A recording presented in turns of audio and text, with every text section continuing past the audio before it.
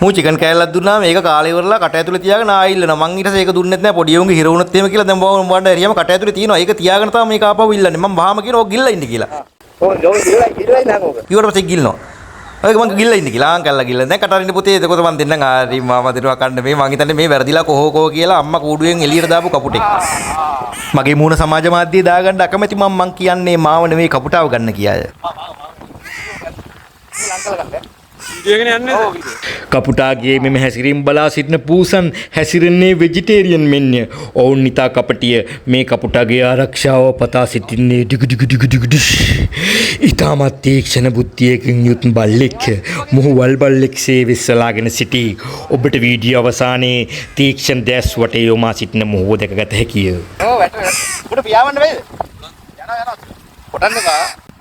අල්ලි දෙල ගත්තේ.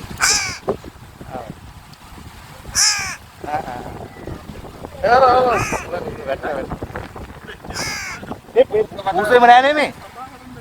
මේ පූසු නෑනේ. ඒ නෑ ඔය පූස කපටි ඈ. ඔය බොරුවට නිකන් පිරිත් නූල්.